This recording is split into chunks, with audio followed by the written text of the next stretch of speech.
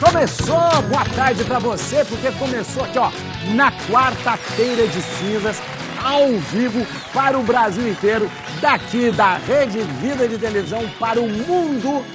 Bendita hora, já é um sucesso nas cidades, sucesso porque você pode participar aí da sua casa, pode participar com a gente aí, ó, porque agora tá diferente, a gente tem os especialistas e aqueles nossos convidados que estão aqui nos ajudando a pensar, a refletir sobre tantas coisas, mas você pode participar. Como você participa? Quando você entrar no YouTube, assistindo no YouTube, este programa, youtube.com/TV Rede Vida, ou então se você entrar no YouTube e colocar @TV Rede Vida, você já participa com a gente como? Você está assistindo e do lado daí vai aparecendo ali, ó, o chat para você mandar a sua mensagem. E eu vou lendo aqui quem mandar a mensagem, quem falar da gente, quem fizer pergunta para os nossos convidados. Porque, você já sabe, aqui no Bendita Hora só entra gente inteligente, bonita, tirando o Hugo e bonita.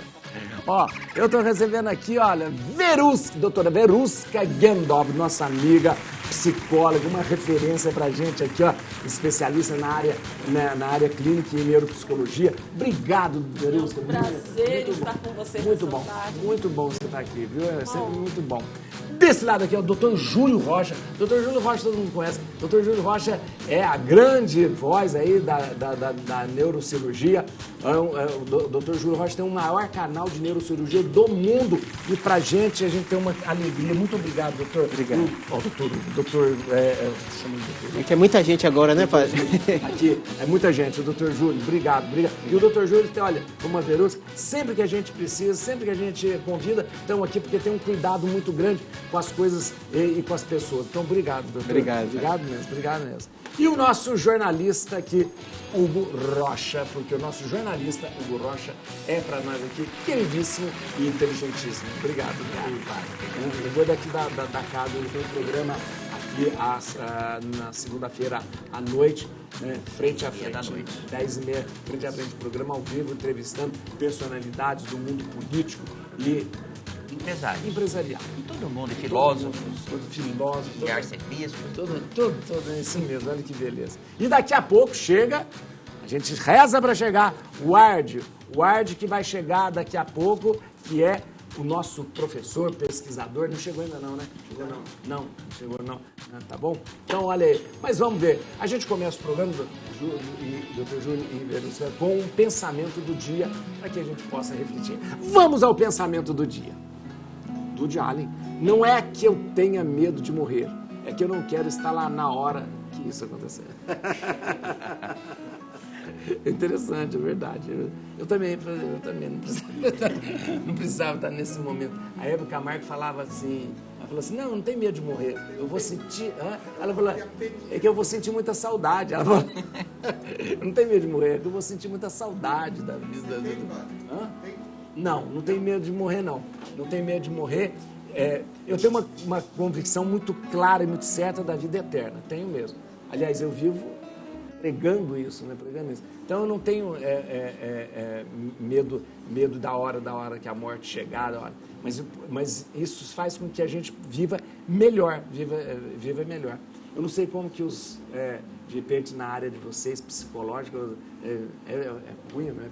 Você tem medo de morrer? Porque é uma coisa muito pessoal, né? Mas vocês lidam, o senhor também, né? Lida com a morte a todo momento. E com pessoas que estão ao redor da morte, né?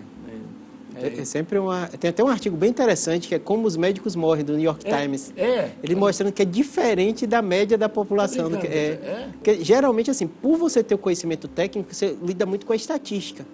Então, eu acho que o nosso lidar com a morte é muito racional. É racional. Então, mesmo quando é parente, por mais que quando é parente, você está sempre pensando, isso vai aumentar o sofrimento, isso não vai, isso vai dar conforto, não vai para a UTI, não vai. Então, talvez, não é que a gente sofra mais ou menos. Como a gente está com a mente ocupada, talvez isso passe mais simples do que quem está ali vivendo só com a parte do sentimento, né? Eu noto que no meu dia a dia na neurocirurgia tem muito isso. O médico ele é obrigado praticamente a lidar com essa questão mais técnica e racional. Fica automatizado. Talvez você sinta a mesma coisa, porque o psicólogo dá o apoio, né? Então ele está ali no dia a dia sempre, né? Sim, a gente lida com o medo constantemente, né? As pessoas, grande parte, inclusive, procuram porque tem medo. Medo de tudo. Medo de morrer, medo de qualquer coisa. Mas o medo de morrer ainda é um dos medos mais fortes que o ser humano sente. Principalmente quando ele não sabe exatamente pensar, refletir sobre sua vida espiritual, sobre as questões da sua família, enfim. O que a gente tem sempre ali lidado é fazer com que cada um pense que existem outras questões que você precisa viver primeiro. Isso. Se você ficar pensando só na morte, você já morreu por pensar na morte. Isso é verdade, é verdade. Então, tem inclusive vários estudos, padre, que falam sobre aqueles que ficavam pensando na morte e acabaram morrendo muito cedo, porque pensaram tanto que é como se tivessem chamado isso para si. Teve até um paciente que ele morria de medo de avião. Diz que não andava de avião de jeito nenhum, porque ele tinha medo do avião cair, de ele morrer, enfim. E nós trabalhamos sobre esse medo, ele perdeu esse medo, temporariamente disse que não teria problema, mas também não quis entrar no avião. Padre, uns 5 anos depois eu encontro dentro de um supermercado com a mãe dele, eu falei, cadê seu filho? Faleceu. Tá brincando? Eu falei, mas como assim? Ele era jovem, 20 e poucos anos. Pois é, lembra de um avião que caiu ali perto do aeroporto? Pois é, caiu em cima da casa dele, de mais algumas da rua, e no óbito está morte por avião. Que isso, gente, uma história quase que... Ou seja, se você fica vivendo com base no medo, de alguma forma você chama isso para você. Jesus. E depois é o seguinte, que graça tem você viver pensando na morte? A vida é para ser vivida, né? Você tem medo? Eu tive mais, depois eu perdi o medo de morrer. Agora, eu acho engraçado, padre, a maneira como o senhor prega nas missas sobre a morte. É muito bonito ouvir você falando nas missas 7º dia, já presenciei algumas situações. Como você fala dela e como você dá uma visão diferente sobre ela. A gente geralmente, você já citou algumas vezes, as pessoas chegam no velório e falam assim, Deus quis assim. Deus não quis assim. Aí você fala, não, mas Deus não quis assim. Deus não quis e você explica, eu acho muito bonito, uma visão que é bom de se tratar, porque tem gente que não gosta de ouvir esse tipo de coisa. E eu acho que dá um consolo para aquele que acabou de perder um familiar. E eu não tive esse problema. Mas eu acho que tem gente... Ele passou pela morte da mãe dele, mãe muito jovem, né? Logo que eu entrei na Rede Vida, quase 30 dias depois, eu perdi minha mãe. E aí, o padre, junto com toda a emissora, as pessoas da casa, souberam me confortar muito bem. E aí eu ouço dominicalmente lá, sempre tem uma missa de 7º dia, alguém, alguma coisa, o padre falando... Ai dele se não for na missa, né? A maneira como o senhor fala é muito boa, porque eu acho que tem gente que precisa ouvir... É o que o Evangelho traz pra gente, o Evangelho traz essa certeza também. Tá em casa tem que ter 2 movimentos muito claros, né? O doutor falou uma questão da racionalidade, que eu acho que isso ajuda muito também. A morte, por mais que você queira se preparar, você nunca vai conseguir se preparar para isso. Então não passe a vida inteira tentando se preparar para a morte, porque... Não adianta, quando vier ou alguém da sua família morrer, vai ser difícil sim, não vai ser fácil, você vai ter que trabalhar isso dentro de você. A segunda certeza é, mas eu me cuido, vai morrer também. É racional. Então, a gente tem que se cuidar sim para viver o melhor possível e exercite a fé. A vida positiva e o exercício da fé mudam muito. Seja qual fé que você tiver. Mudam muito a qualidade de vida. A espiritualidade é importantíssima. E a gente faz uma enquete aqui no dia. A gente faz todo dia a gente faz uma enquete para saber o pensamento das pessoas e no final a gente vai ver como é que faz, como é que o pessoal falou. A gente vai perguntar, geralmente a gente está começando hoje a quaresma, na igreja católica a quaresma tem um peso muito forte, não por causa da quaresma em si, mas porque ela prepara a gente para a Páscoa. Então são 40 dias de preparação para a Páscoa. Normalmente se usa fazer algum tipo de mortificação, algum tipo de jejum, algum tipo de abstinência, né, na quaresma. Isso é muito comum, E a pergunta é, você faz algum tipo de promessa na quaresma ou não? Você faz algum tipo de mortificação? Ou você faz algum tipo de, eu não vou comer chocolate, eu não vou tomar refrigerante, não vou... Né? Você faz alguma coisa nesse sentido? Sim ou não? Você entra agora no nosso Instagram, @redevida, e vote lá. Vote no nosso Instagram oficial, Rede Verde, eu quero saber a opinião de vocês aqui, eu quero saber a opinião de vocês. Você faz algum tipo de... Pode ser muitas pessoas falando, eu não quero falar sobre isso. Não. Eu sempre bebo muito refrigerante, né? Eu sou fã de Coca-Cola. Então eu aproveitei esse período para não tomar refrigerante. Aí eu paro tudo, porque senão eu vou beber. Se eu deixo de tomar Coca, eu vou tomar Pepsi. Então eu paro todo tipo de refrigerante. Não é o problema da Coca. Não, o problema é refrigerante. Eu gosto de Coca ou Pepsi, então eu paro tudo. Não acredito, não sabia que você gostava tanto. Eu amo Não sabia, não. Eu amo. Gente, e aproveita para parar para sempre para tomar, né? Não. Depois eu tento voltar com um ritmo menor, sabe? Mas tem hora que não dá. Eu queria ter parado de café, só que eu acordei cedo e tomei café. Ah, é? Café eu também tomo muito. Não, se eu ficar sem tomar ontem à tarde, eu não tinha tomado café, de repente começou a me dar dor de cabeça já. Tem esse negócio, né? De dor de cabeça. Eu tento exercitar também não falar muitas palavras negativas durante a quaresma também. Eu tento diminuir isso. Xingar as pessoas? Quando é senhor... Quando é necessário, porque eu não vi isso hoje de manhã, não. Sabia? Não vi hoje de manhã, não. Eu não sei se de repente vocês têm algum tipo de coisa assim, não só por conta da quaresma, se faz algum tipo de alguma coisa assim. Eu sou cristã protestante e nas igrejas protestantes sempre, em algum momento, as pessoas param e se guardam um pouco a respeito de alguma escolha. Interessante, olha, interessante. Então, sempre tem alguns momentos no ano que as pessoas escolhem, não, esse momento eu vou me proteger mais disso, ou de um alimento, ou faz algum tipo de jejum específico alimentar. Interessante. É bem psicologicamente, não, eu estou dizendo na área mais da sua... É interessante esse tipo de coisa, né? Você lidar de repente, com essas privações, né? Quando você, pensando agora emocionalmente, você lida com a restrição, você lida com o autocondicionamento emocional. Você tem que controlar as suas vontades e seus desejos. Então, se a gente pensar emocionalmente, é muito saudável que se tenha, assim, alguns momentos de restrição para algumas coisas. Então, você que quer perder peso, né? Por que você não se condiciona e faz a restrição para uma determinada coisa, depois para uma outra? E com isso você, aos poucos, vai conseguindo fazer com que o seu corpo se adapte a isso, e seu processo emocional. O que acontece com as questões de alimentação, por exemplo, refrigerantes, algumas questões específicas, né, de alimentação, é que o volume de hormônio de dopamina aumenta muito com a ingestão dessas questões, dessas alimentações. E a pessoa fica muito elétrica, fica muito ansiosa. Não estou falando... Não mesmo, mas é verdade. É específico, mas isso aumenta muito o nosso processo de comportamento. Então, quando você restringe, você faz ele voltar para o normal, você tem muito mais extensão cognitiva. Então, emocionalmente falando, é muito saudável. E o que ela colocou, desculpa, padre, te interromper, mas o que ela colocou aí é um escape, porque, estou no intervalo entre um programa e outro, aí vou tomar refrigerante. Eu estou antes de começar a missa, o que eu faço? Tomo Coca. Você novinho, tem 20 e poucos anos, pode tomar. Você vai ver quando você ficar velho e começar a ficar barrigudo e gordo, você vai ver. Mas aumenta muito a ansiedade. Então, se ele está restringido, vai ajudar. Eu acho engraçado o jovem falar, não, eu tomo isso como... Isso é um problema depois.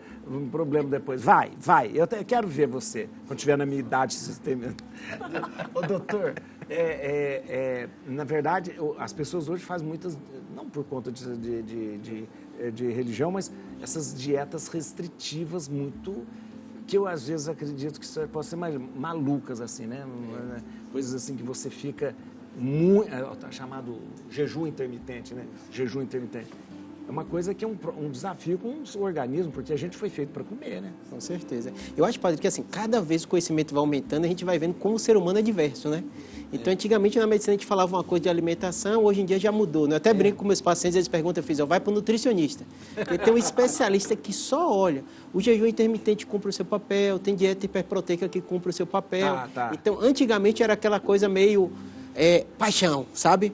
Fulano é vegano e não pode comer isso e aquilo e tal. Hoje a gente vai percebendo que cada ser humano se encaixa diferente, né? O mais importante é, em especial, essas dietas restritivas, ou vegano, ou, como o senhor falou, intermitente, ter um profissional de saúde.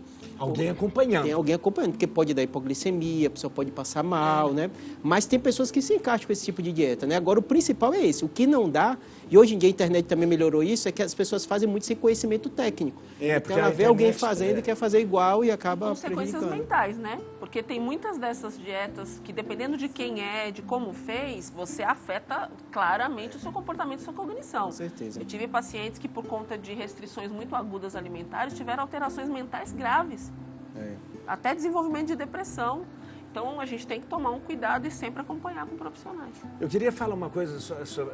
a gente está com um tema, promessas na quaresma, até que ponto são válidas. Eu vou falar a minha opinião aqui, que eu acho que não é que seja mais importante, mas é o que eu geralmente indico às pessoas.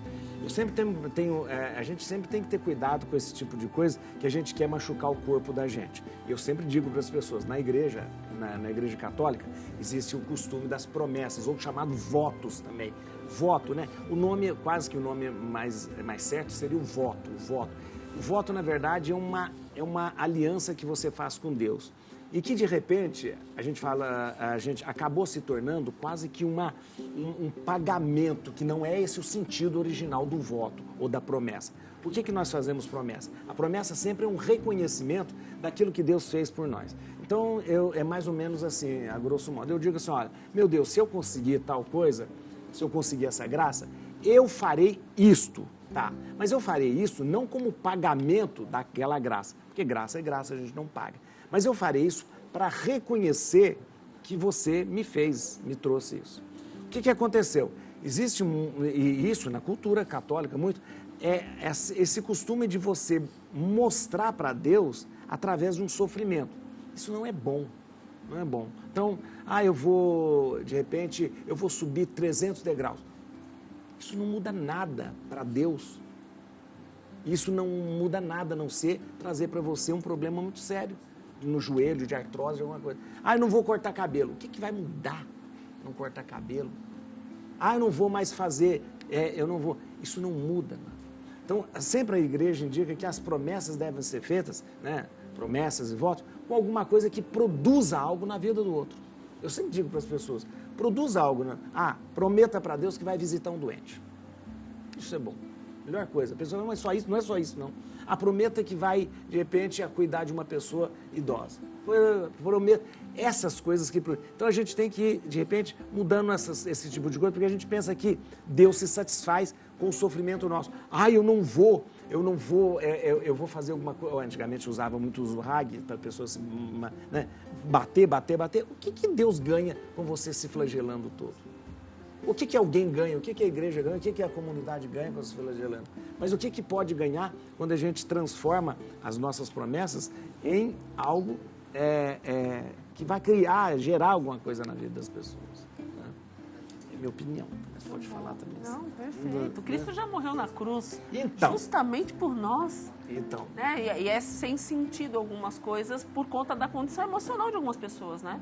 Se a gente for pensar, as pessoas que agem assim, muitas vezes têm uma condição emocional que fazem com que elas misturem um pouco as coisas. Então faz todo sentido, padre. Faz todo sentido. Eu concordo também. Eu brinquei com o senhor algumas vezes, né? Que por eu lidar com neurocirurgia, às vezes me usam como fiscal da fé, né? Isso é verdade. Os pacientes chegam, isso foi milagre, isso não foi, isso foi por minha promessa, isso não foi. Assim, quando ele opera todo dia. Mas doutor, foi um milagre. Ele tem que falar assim.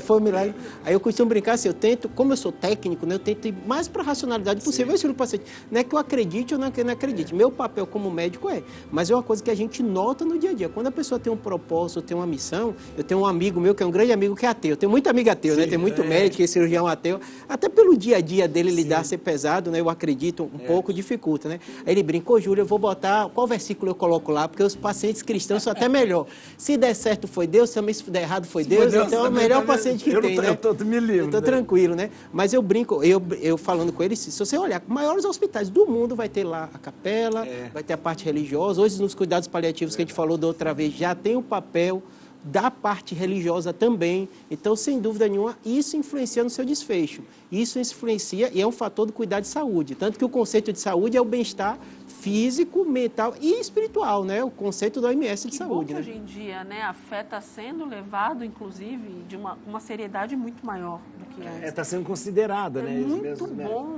E já tem vários estudos. Pessoas que têm fé se recuperam melhor, se restabelecem melhor. Já tem vários estudos falando sobre isso. Esse negócio que o padre falou aí, sobre você fazer uma coisa que não é só um benefício, não é um sacrifício próprio, mas de ajudar a visitar um doente, de ajudar um idoso. Eu acho que é um benefício não só para quem recebe a visita, o cuidado, mas para a pessoa em si, porque fica tão feliz, é tão feliz ver o outro sorrindo para você, né? Depois de você fazer uma boa ação. Eu acho que isso é válido. O nosso cérebro melhora, né? Exatamente. Quando você faz bem a alguém, você melhora junto. Exato. É um benefício para você. Verdade. É mesmo. Então, vocês estão tomando café? Estão, né? Continuou a entrevista. Você foi lá, mas continua aqui. Eu tô vendo. Vocês não pararam de falar aqui. Eu tô vendo, olha, ó. Olha, agora tem uma notícia, aquela notícia polêmica aí. Vamos ver pra gente comentar aqui, ó.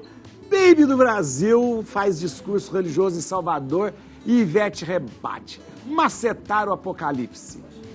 O momento aconteceu durante o bloco Coruja, naquele sábado, né? Logo viralizou nas redes sociais. Ivete Sangalo cantou Macetando, um dos maiores hits do carnaval, logo em seguida. Vocês viram isso? Vi. Então, me conta, o que vocês acham? Olha, padre, vou começar rapidinho, só para falar. Eu só lembro da Baby cantando Menino do Rio, naquele VT. Você já era nascido? Já. Não sei, mas eu lembro. Agora, pensa bem, você citou, inclusive, no rádio esses dias, Foi. Você falou assim, poxa, alguém que tem uma história na música brasileira marcante. Bonito, uma história bonita, né? Fazendo isso. Você não foi o único, eu vi outros comentários a respeito disso. Quis usar ali de uma festa que as pessoas estão se divertindo de modo bem intenso, para usar ali como palco, talvez religioso. Não quero usar isso, porque talvez não foi a intenção. Ela até depois fez um vídeo sobre, mas eu não sei. Ela é pastora de uma, eu acho que é de uma igreja que ela tem um jeito peculiar de ser pastora. Justo para a Ivete, né? Que é tão explosivo. É Ivete Sangalo, toda. E essa coisa eu sempre fico assim, a gente, cada coisa tem o seu lugar, cada momento tem o seu propósito, né? Cada coisa é uma coisa. Então aquele momento era o momento do carnaval, não era momento da pregação religiosa. Há momento de pregação religiosa, então eu até fiz uma comparação, falei assim, seria muito ruim se num culto que ela estivesse pregando, a Ivete entrasse com o trio elétrico dela cantando. Aí seria uma falta de respeito. Como eu achei que foi um pouquinho de falta de respeito, ela de repente aproveitar aquele momento para fazer uma pregação religiosa. Mas há uma coisa também que é ruim, porque, logo depois a gente viu, porque isso não são todos os evangelhos que são assim. E fica parecendo que os evangelhos são assim. Né? Isso é ruim, porque fica parecendo que os evangelhos querem acabar com a festa do carnaval. Não, tem um monte de evangelho que gosta de carnaval. Né? Um monte de evangelho que gosta de carnaval. E passa uma impressão de que de repente, todos os evangelhos são assim. E não são. Aquilo é uma coisa muito particular dela. Né? E eu achei que foi assim, muito inapropriado aqui no momento. Né? A gente tem que ver, talvez, os dois ângulos da situação. A gente sabe que a festa ali, ela tem um propósito para acontecer. Mas, ao mesmo tempo, ela estava ali. E eu acompanhei bastante fui olhar para tentar entender tudo aquilo. E uma coisa me chamou muito a atenção, quando ela disse, mas olha, eu senti que eu tinha que fazer. Até que ponto também a gente pode impedir uma pessoa de expressar algo que ela sentiu ali na hora? Ela não foi ali para dizer isso. Mas, de repente, ela sentiu, segundo o que eu vi... Uma voz falou e disse... Tenho medo dessas vozes que falam, doutor... Fale agora. Então, vamos imaginar, o padre está num lugar. Se o padre sente que Deus está ali falando com você, fale isso agora. Você vai desobedecer? Tem coisas se eu escutar uma voz, eu vou falar, doutor Júlio, me receita o remédio, que o negócio tá feio para mim. Forma de falar, né? Figura de linguagem. Mas eu entendo que existem os dois lados. Eu sou cristã, eu não estaria, eu não gosto de carnaval. Então não estaria lá. Mas eu também não posso julgar quem também é cristão e está lá. Né? Eu acho que cada um é livre para escolher o que quiser. Agora, se ela está lá e, de repente, sentiu a vontade de falar, quem somos nós num país livre? Livre-arbítrio, né? Ela exerceu o livre-arbítrio ali. Agora, quem está lá e não acredita, gente, a vida segue. Agora, quem está lá e foi impactado, por que será que foi impactado, hein? Será que não deve refletir, não? Eu acho que cada um deve pensar nos seus processos. Uma meia dúzia foi seguir o conselho dela e vai se preparar para o arrebatamento. Vai pensar, ok. Cada um está livre. Cada um não tem lugar para Agora, pegar. Não é muito simples? Quem não acredita nisso, a vida não segue? A vida segue. Eu morava ali em Ondina, padre, em Salvador, né? Morava em Ondina. Aí eu brinco, tudo que eu vejo de carnaval, eu deixo passar, porque é um negócio tão Vou contar essa história, minha esposa, só essa história, para entender como é o carnaval. No teu circuito Barrondina, Ondina é no meio do carnaval. Nossa Senhora. Eu nunca tomei uma cerveja, nunca fui para um carnaval e tal, e é aquela... Só que eu brinco, toda vez que eu vejo na TV alguma história, confusão no carnaval. Eu falei, gente, vocês não sabem o que é. Se vocês morassem lá, tudo que passasse ia deixar para lá. E quando o senhor morava lá, tinha carnaval? Tinha carnaval. Eu tava eu e minha esposa saindo, aí os prédios ficam todos fechados e tal. Aí eu saí um pouquinho antes, mas como começa quase uma semana antes, estava confusão. Tinha 2 homens bem fortes assim passando, aí um mexeu com ela. Com a sua esposa? Minha esposa, hoje. Eu namoro desde 19 anos. E ela é brava, viu? Ela virou, ele mexeu comigo. Eu falei, não, foi impressão sua. Aí segui. Aí depois que passou, ela ficou assim, não, Júlio, foi você, foi o quê? Eu falei, você viu o tamanho dele? Vamos embora, não vale a pena. Ela, mas você pensou isso tão rápido? Eu fiz, carnaval, o que acontecer, você releva. Aí eu brinco, pode acontecer a mesma coisa. A gente já falou muito do cérebro, bebida alcoólica, né? Uma série de coisas altera a nossa consciência, né? Então, eu acredito assim, quem está lá está com aquele propósito, né? Normalmente, pessoas com bebida, a insônia também, né? Sem dormir, muita privação de alimento. Então, o que eu vejo assim no carnaval, não agrediu ninguém, não feriu ninguém. Pronto, passa. Eu deixo pra lá. Mas eu estava comentando com o Rodolfo, a Baby Consuelo, a Baby do Brasil, né? Ela é espertíssima, meu filho, porque ela falou assim, canta Eva. Olha, já estava na cabeça dela. Como que é a letra de Eva? Eva é a descrição do Apocalipse. Hoje o sol não hoje o sol não apareceu, é o fim da Odisseia terrestre. Então, ela queria que ela cantasse a Eva para continuar com a pregação dela. Mas a outra foi mais esperta do que ela. Não vou cantar Eva, não. Eva é a descrição do Apocalipse, né? Nunca tinha percebido, né? Não vou cantar. Eu não sei se vocês viram, mas curiosamente, em seguida, um pouquinho aí depois, o trio elétrico da Ivete pegou fogo, soltou gás, tombou. Não pode falar. Não pode falar que é Deus, não, porque aí não credo, eu tenho medo de Deus. Deus não faz isso. Aliás, Deus não estava no carnaval. Aliás, o Dom Helder Câmara falava assim: carnaval é uma festa da alegria, o povo tão sofrido da vida, o povo tão sofrido. Então, pelo menos, eles esquecem os problemas 4 dias e depois, na quarta-feira, volta para a vida dura do dia a dia, né? Vamos lá, a gente traz as notícias, doutor Iverusca, para a gente comentar, porque a gente quer a palavra de vocês, porque são palavras de pessoas com muito conteúdo, por isso a gente traz. Vamos lá, extinto há 2 anos, órgão que pesquisava dengue em São Paulo tem laboratório sem manutenção em meio à explosão da doença. A superintendência deixou de existir em 2022, durante a pandemia, né? E laboratórios ficaram sucateados. Segundo a PQC, sem estudos, a evolução da doença pode passar despercebida em meia alta de casos. Eu não sabia disso, que estava extinto o órgão que pesquisava dengue em São Paulo. Não sabia. Dengue, padre, tal causa, viu? Dengue. Pra você ter ideia, esse ano está sendo os recordes de casos de dengue. E dengue tem um problema. Diferente de Covid, todo mundo ficou curioso, todo mundo já ouviu falar de dengue.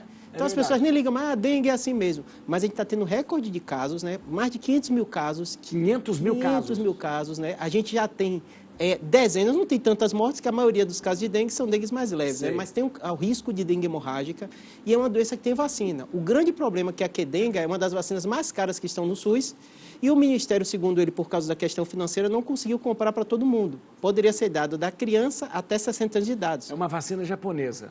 Isso. E o principal dela é que são 2 doses, você consegue proteger bem. E a Anvisa já autorizou. O grande fator é a questão financeira. Então, compraram só 3 milhões de doses, que são pouquíssimas para a população brasileira, e selecionaram só grupo de criança e adolescente, e o resto da população, né? O doutor, a dengue hemorrágica, ela é a mesma... por que a gente tem essa classificação, a dengue e a dengue hemorrágica? Isso, o que acontece? A dengue é uma doença que tem vários sorotipos que podem dar. Então, você pode pegar um sorotipo e, na outra vez, pegar outro, né? Então, essa vacina está protegendo contra todos. Mesmo quem teve, mesmo quem teve vai estar mais protegido, né? O grande fator é que a gente não sabe por quê, se parte imunológica da pessoa, tem pessoas que têm dengue e tem uma forma mais grave, que dá uma plaqueta dela baixa, por isso que chama de dengue hemorrágica. A dengue hemorrágica não é um sorotipo que dá dengue hemorrágica. Não. É a manifestação dela no seu corpo. Claro que cada sorotipo tem um risco mais... Então, a pessoa baixa a plaqueta e aí tem aqueles fatos de ter hemorragia. Por isso que aparecem aquelas manchas no corpo, o médico faz alguns testes, né? A plaqueta baixa tanto que tem pessoas que têm risco de ter AVC hemorrágico. Teve até um caso recente, o Rodolfo estava falando ali no nos bastidores, né, de uma pessoa que teve a plaqueta, caiu tanto que de repente teve um sangramento. E o Brasil, que era para ser referência, já que é um dos países do mundo que mais tem dengue, investe ainda muito pouco. Ainda é referência, né, mas investe muito pouco. Gente, para falar desse assunto, eu vou receber aqui, ó, de forma remota, porque ela não quis vir aqui, né? Mentira. A infectologista, nossa amiga, doutora Larissa Tiberto. Olha aí, doutora Larissa. Seja bem-vinda. Oi, padre, tudo bem? Boa tarde a todos que estão nos assistindo. Olha aí. Muito obrigado de estar com a gente. A senhora está muito chique, está com fundo embaçado, coisa muito chique, doutora Larissa. Obrigado. Doutora Larissa, fala pra gente da dengue, porque a gente, todos nós temos medo e agora tem mais medo porque a vacina é muito cara. Como é que a gente pode lidar com toda essa situação, doutora Larissa? A primeira coisa que a gente precisa ver é o quê? É o nosso próprio umbigo, entre aspas. Então, a gente precisa olhar os pratinhos de planta em casa, se não tem água, se não tem algum lixo, pneu. Às vezes, a gente tem ali na sacada alguns objetos que não usam tanto, pega chuva, acumula. Então, qualquer resquício de água pode dar dengue. Antigamente, a dengue só dava em água limpa. Hoje ela evoluiu de uma forma ruim para a gente, porque ela pode dar tanto na água limpa quanto na água suja. Doutora, mas existe essas coisas do repelente, da coisa dos horários do mosquito, tem como eu evitar? Porque a gente está exposto, né? Tem como eu evitar de alguma forma? Você escutou? Será que ela escutou? Você escutou o que eu falei, Larissa? Travou. A questão da... Eu escutei. Pode falar. O delay enorme. Travou? Pode falar. A questão do repelente é extremamente importante, né? Também passar veneno em casa, ou aqueles mesmo que a própria prefeitura passa nas ruas, deixar a casa aberta para arejar, né? Também para não ter a intoxicação ali com o veneno, tomar conta dos bichinhos de estimação. Eu acho importante porque é o seguinte, enquanto a gente não tem a vacina, a gente precisa tomar conta de, por exemplo, tem um horário certo, né, do mosquito aparecer. Eu acho que esse mosquito aparece mais, tem um horário. Qual é o horário, a senhora sabe, doutora Larissa? No final da tarde. Final da tarde, né? À noite ele não tem, não é igual o pernilongo que de noite vem, mas é no final da tarde que ele aparece. Então, eu acho que enquanto a gente não tem esse tipo de coisa, evitar esses momentos, tela na casa, fazer o que pode fazer para a gente não estar exposto. Agora, doutora Larissa, quais são os sintomas imediatos que a gente precisa dar atenção? Febre, dor muscular, dor de cabeça, dor atrás dos olhos e dor nas articulações. Então, é muito importante, quando tiver esses sintomas, já ir ao médico, porque no começo pode confundir com gripe e outras coisas, né? E na dengue é extremamente contraindicado o uso de anti-inflamatórios. Então cuidado com o anti-inflamatório aí, porque geralmente a gente tem dor na articulação, a gente já quer tomar anti-inflamatório. Ô, doutora, obrigado, viu? Muito obrigado a senhora ter vindo aqui, obrigado por ter estado com a gente aqui, mais uma vez, pela sua solicitude, olha aí, muito obrigado. A senhora é muito, sempre que a gente pede, a senhora está aqui, e da próxima vez, nada de internet, tem que vir aqui, tá bom? Obrigado, doutora. Perfeito. Obrigado, boa tarde a todos e boa quaresma. Obrigado, ela parou, congelou, assim. Eu vi esse dia um negócio interessante. A mulher pede, esses dois de vídeo, pede eu tô precisando comprar uma coisa aqui, você passa o número do cartão? Aí ele tá de vídeo. Aí o marido, ele vai, 2, 3... Ele fingindo. Finge que para, ela travou. Então. Nós vamos pro intervalo. Eu faço assim, A gente termina o programa. Hoje eu inventei um negócio, eu inventei. Pra gente terminar o programa, eu queria uma música pra gente terminar o programa. Escolha uma música. Escolha, doutor, uma música que você gosta. Só pra gente terminar o programa. Que música você gosta? Qualquer uma. Saudade da Bahia. Saudade da Bahia. De será que acham? Caymmi. Hã? Caymmi. Caymmi. Rodrigo, Saudade da Bahia do Dorival Caymmi. Saudade da Bahia do Dorival Caymmi. Rodrigo, tá escutando? Tá ouvindo? Saudade da Bahia. Isso, olha aí. Beleza. O Rodolfo vai brigar com o senhor fica inventando coisa assim de última hora, ao vivo. É verdade. Mas saudade da Bahia. Saudade... não, Dorival Caymmi é demais. Nossa... É doce morrer no mar. Olha que coisa mais... Minha esposa é professora de música, né? É demais. Aí ela conta muito da musicalidade, né, da Bahia, que tem muito isso. É distante da universidade, mas é tão viva a linguagem. O baiano tem essa coisa mesmo da música muito forte. Impregnada, né? Muito impregnada. É impressionante. E a escola de música lá é alemã. É engraçado isso. É erudita, não tem música popular nas universidades lá. É impressionante. A gente vai pro intervalo e volta rapidinho. Está de volta aqui na Rede Vida de Televisão, bendita hora, Verusca Game Dog, Dr. Júlio Pereira e o nosso jornalista Hugo Rocha. Quero dar uma satisfação aqui, o Vard Marques, que é o professor, pesquisador, que sempre está com a gente aqui também, viu, gente? Ele não pôde ver, ele estava vindo para cá, mas teve um problema pessoal ali e não conseguiu vir. Então, eu agradeço, ele ligou, né, dando satisfação, mas nós entendemos. Mas outro dia ele vai estar aqui com a gente mesmo, porque o Vard tem muita coisa para nos ajudar. Vamos lá? O resultado da nossa enquete, vamos ver o que o pessoal fala. Olha lá, você faz alguma promessa na quaresma? Ih, tá meio fraco essa quaresma. 66% faz. E 34% não faz nada. Pelo amor de Deus, faça alguma coisa na quaresma, né? 66% então faz e 34% não faz nada na quaresma. Mas é bom, é isso mesmo, é isso mesmo. E se for fazer alguma coisa, faça por alguém. Isso que é bom. Faça por alguém. Aliás, o sentido do jejum na quaresma é porque o jejum, aquilo que a gente jejua na quaresma não é nosso, é do pobre, né? Esse é o sentido bíblico. O que eu não comi, o que eu não gastei, o que eu não usei por causa do jejum, não é meu. É do pobre, é destinado ao pobre. Vamos lá, gente, tem aqui mais uma notícia aqui, ó. O governo de São Paulo bloqueia acesso a redes sociais e streaming em escolas estaduais. Gente, não era proibido? Era, mas não era, acho que não era... Não era coisa? Sistema, não. Veja, mas é claro, senão o pessoal não faz nada. Vamos lá, proibiu o quê? Segundo a Secretaria Estadual de Educação, acesso já era proibido a alunos desde o ano passado. Medida agora engloba também parte administrativa dos colégios. TikTok, Quay, Facebook, Instagram e Twitter. Globoplay, Netflix. O pessoal podia ver tudo isso. Vamos que estudar? Amazon Prime, HBO Max, Disney Plus, lá. Aplicativo Roblox, pronto! Meu Deus do céu, ninguém fazia nada. Steam, Roblox. Então agora isso não funciona dentro das escolas.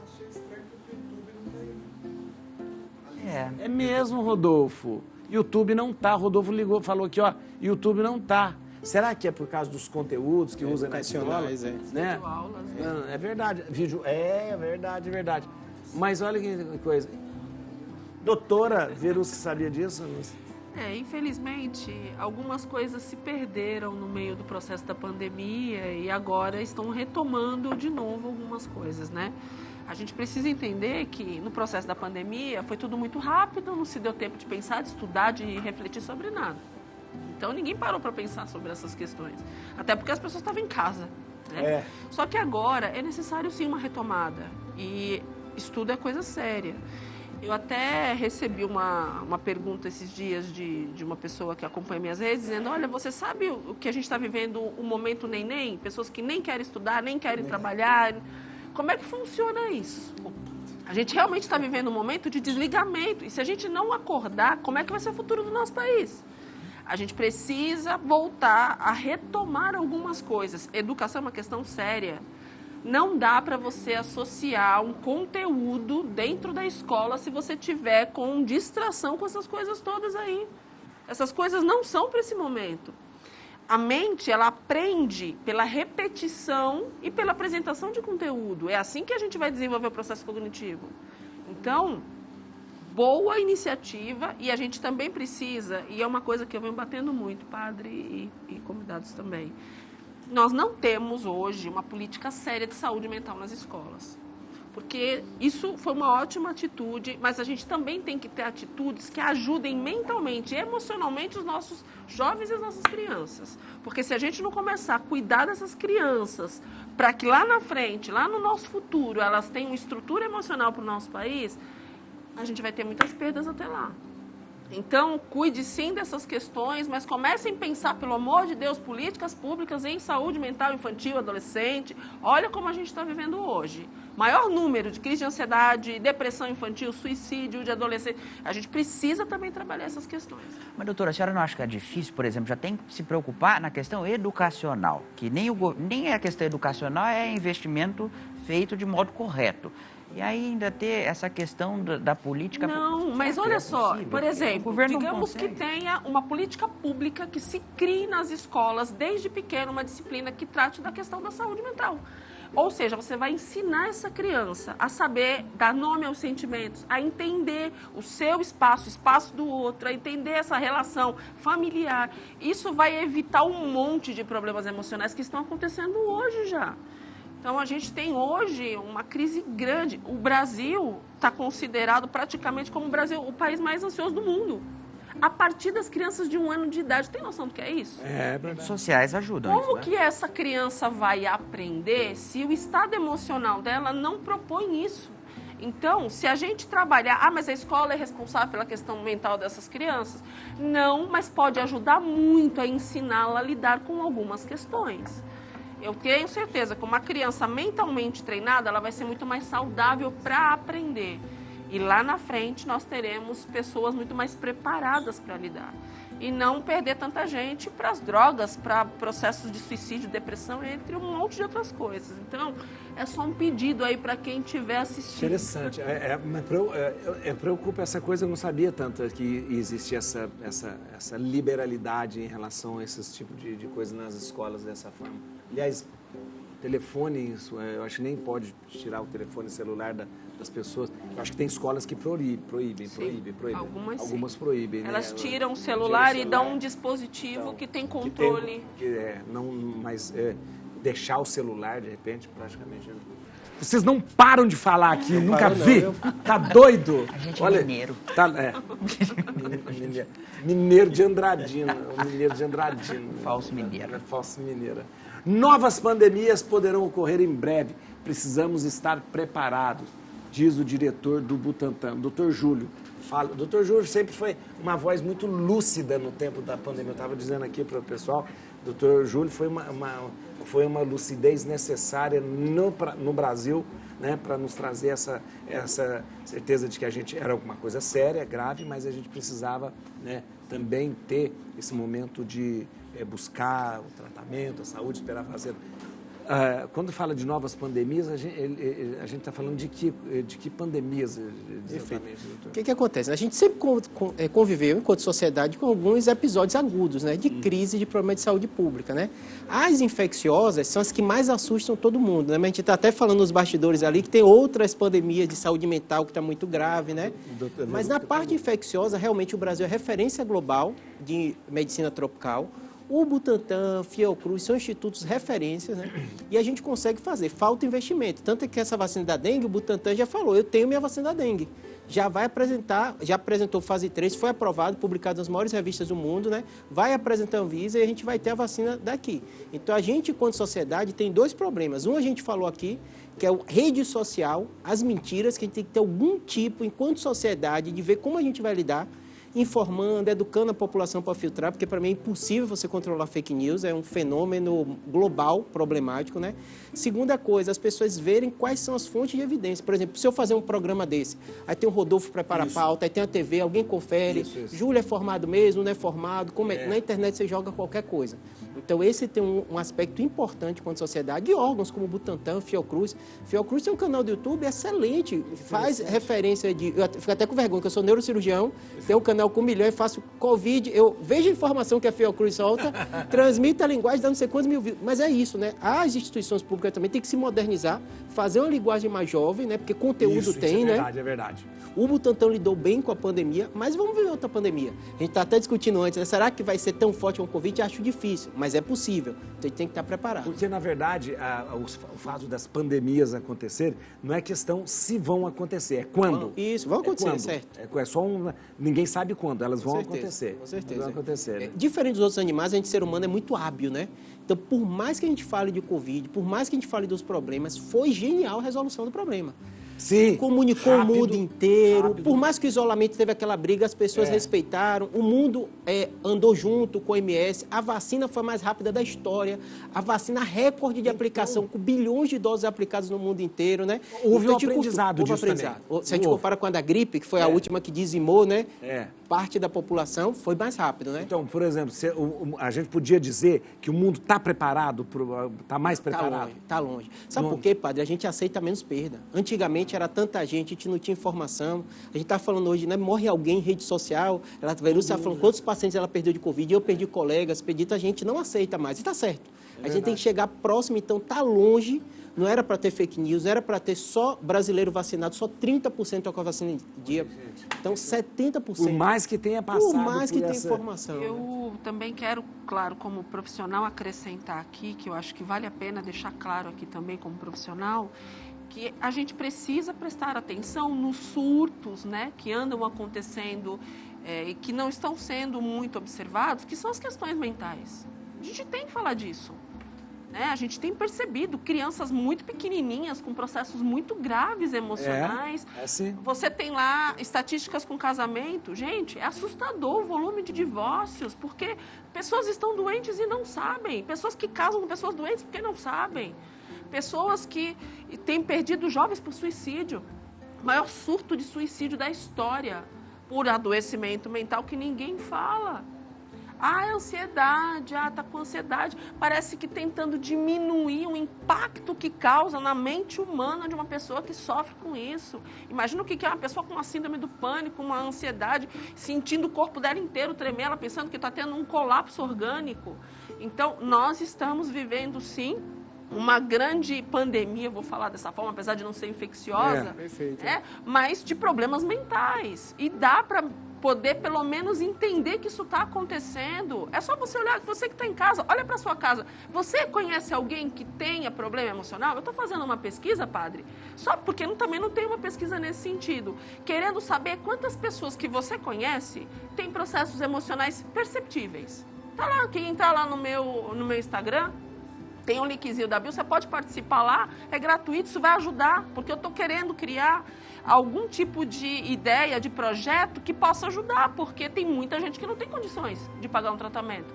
Então, pelo menos, a gente está tentando ajudar mais um grupo de profissionais. Então, se você puder, participe, entre lá e participe da pesquisa. Tem lá, você conhece alguém? Não. Você conhece até 5 pessoas? Você conhece até 20? Quase 10% das pessoas que estão participando disseram que conhecem mais de 20. Tem noção do que é isso?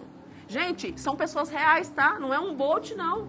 São pessoas reais que estão entrando e participando voluntariamente da pesquisa para a gente mostrar que tem uma demanda alta e a gente precisa se unir para mudar isso. Ou a gente se une para mudar isso, ou como é que vai ser o Brasil daqui 20, 30 anos? É verdade. Deixa eu mandar um abraço aqui para a Gelivane dos Santos, a Fabiola Marques, né, que, Deus abençoe você, Fabiola. O Rodolfo Dias mandou, Padre Juarez, manda beijos, né, para a live. Todo mundo, isso aí. Deixa eu falar, Cristina Souza, da hora, Deus abençoe, a Fabiola, já falei Fabiola, a Marlene dos Reis, a Ana Alves, a Cristina Quexixian, olha, todo mundo participando com a gente aqui, um monte de gente participando com a gente aqui, mas deixa eu te falar, Rodolfo, tem um vídeo? Tem um vídeo, vamos ver, o vídeo do coisa ali, só ver ali. Olha lá, gente, olha isso. Dormindo, eu vi esse, eu mexendo ele mexendo com ou seja, ele reflexo, cognitivamente, né? Ele não está conseguindo desconectar tamanha quantidade de horas utilizando... Isso é terrível, ela mexendo com coisas assim, com coisa. Vamos lá. Quer falar, Júlio? Eu tô com fazer o sobrenome é o mesmo, Rocha. Ele é Rocha, eu também sou Rocha. Mas é fake o Rocha, é Pereira. É que ele, Pereira? Ele botou o papelzinho ali, é Hugo Rocha, Júlio Rocha, ficou tudo misturado. Tem mais uma notícia aqui, vamos ver. Cadê? Vamos lá. Cadê? Pode pôr notícia. Traição no carnaval. Estudo mostra quantos brasileiros são infiéis na data. Olha, nem sabia que tinha essa pesquisa, tem essa pesquisa. Levantamento realizado pela Glenden revela que para 33% do brasileiro, beijar alguém nos bloquinhos não é infidelidade, é pegar sapinho, meu filho. Nossa senhora, olha, vou te falar. 33%, então, para 33%, quase, né, quase um... Você, então, sair beijando todo mundo não é infidelidade, é carnaval, Muito bem. Você beijou muito o... Você foi nos bloquinhos? Eu não fui no bloquinho. Você não foi no bloquinho? Gosto de carnaval, já falei aqui no programa semana passada. Mas é estranho, né, saber que as pessoas têm esse pensamento, né, essa liberdade. Eu não sei se antigamente havia esse pensamento, né, entre os relacionamentos, de que se beijar os outros... Antigamente, você está perguntando pra gente se antigamente a gente sabe disso. Porque ele está falando assim, antigamente vocês sabiam... Tipo assim, como que era antigamente? Eu não estou me referindo. Como era antigamente? Né? Se a gente levar em consideração o sentimento das pessoas, o fato de você pensar e desejar já é uma infidelidade, sim. Porque a partir do momento as pessoas são livres. Se ela quiser um relacionamento sério, ou seja, você está se comprometendo entre um relacionamento com uma outra pessoa, então existe um trato e um contrato ali. A partir do momento que você quer ter uma vida livre, mas você está com uma outra pessoa, então peraí. Então, alguma coisa aí precisa ser revista.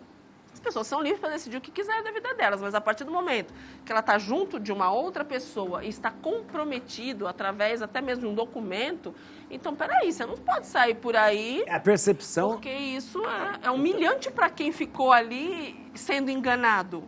E é uma percepção, porque isso é uma estatística, né? Foi feita. 33%. 33%. Isso é um relacionamento brasileiros. aberto ou não? Não, isso... Isso aí a gente considera como relacionamento aberto ou não? Não, uma pessoa então, que tomou decisão... A pessoa, é carnaval. É carnaval. E o carnaval dá mais ou menos Mas não está no contrato lá de casamento. No carnaval você pode fazer o que você quer. Não, a partir do momento que você decidiu unir uma outra pessoa... Não só casamento. É um relacionamento, um relacionamento namoro, também, tudo seguro. Isso. Todo relacionamento ele precisa ser respeitado. Sim. Não é só no casamento que você... É um desrespeito, sim. E emocionalmente, padre, as pessoas não têm ideia do impacto mental na vida daquele que é enganado. Na vida daquele que, como acontece às vezes na mídia, de um traiu o outro e foi pra mídia. Você tem noção do que vira a cabeça daquele que foi enganado? O desgaste, a humilhação, a forma das pessoas ali ridicularizando. Gente, é um movimento muito grande. Eu atendi um volume grande, padre, de pessoas que sofreram na pele. Mas o outro não quer. Mas peraí, ou você leva a sério o relacionamento, ou não casa, ou não se relaciona seriamente. A pessoa é livre, pode fazer o que ela quiser. Mas a partir do momento que decidiu ser sério, seja sério. Ah, não acredito que acabou o programa. Não acredito. Pede mais meia hora. Não acredito. Olha aí. É sempre assim. Quando começa a melhorar, o programa acaba. Deixa eu falar uma coisa. Ô Rodrigo, você conseguiu a música do doutor? Se quiser colocar no fundo. Se quiser colocar no fundo, vamos colocando aí, ó. Tá bom? Deixa eu falar. Primeiro, quero dar o contato aqui do Dr. Júlio Pereira. Dr. Júlio, obrigado mais uma vez. Obrigado imensamente por você estar aqui. E siga aí o doutor no Instagram, @neurocirurgiabr, maior canal de neurocirurgia do mundo. Ali você tem ali a informação abalizada. @neurocirurgiabr. No canal, aliás, no Instagram, isso que eu estou estudando. No canal do YouTube, é youtube.com/neurocirurgiabr também. Doutora Verusca Gendov, olha que nome chique.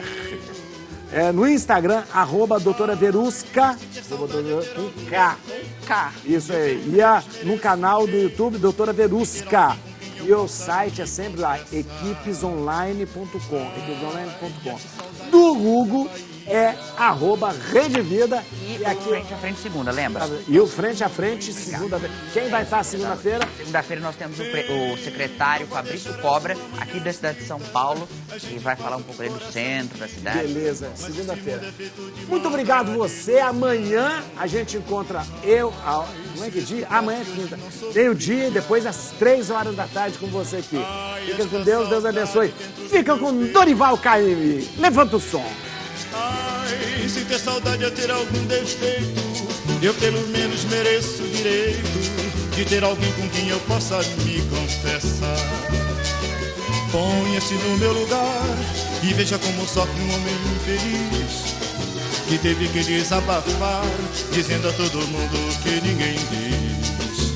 Vejam que situação e vejam como sofre um pobre coração, pobre de quem acredita na glória e no dinheiro para ser feliz.